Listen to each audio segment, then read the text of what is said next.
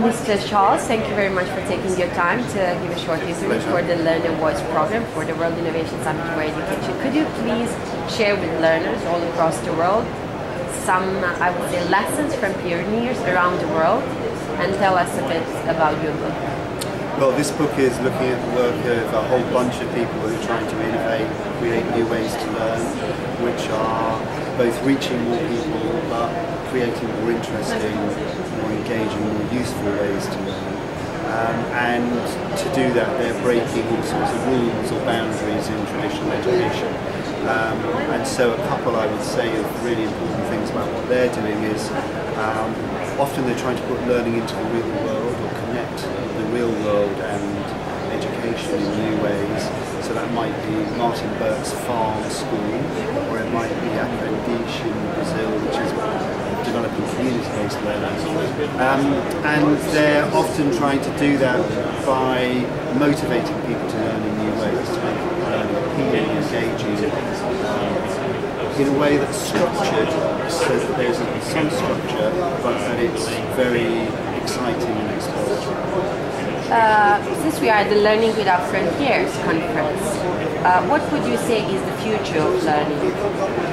Well, I think there are kind of two really, and they're sort of competing. One is that learning is really about education, qualifications, and it's a kind of almost like a self-imposed system, and is in a world of its own, highly regulated, driven.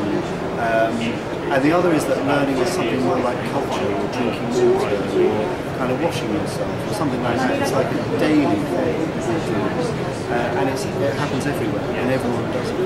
And if you were to think about the way that we think about taking holidays or travel, and think, well, what would learning be like if it was more like that? It was a journey that we wanted to go on, we were choosing destinations. Well, imagine then a travel industry entirely controlled by the government. What would it be? And that's the difference really between how we have to think, because a travel industry entirely controlled by the government, I think, is terribly exciting. Whereas a travel industry is offering a whole variety of ways to go to different destinations, because what people want. So education and learning is really about people wanting to go to different destinations for themselves. And that's why we need much greater diversity. And do you have a short message that you would like to pass to our fellow learners?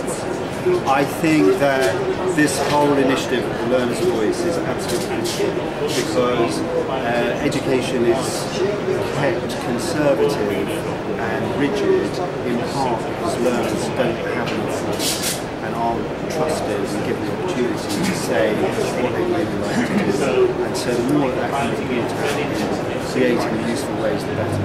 Thank you very much.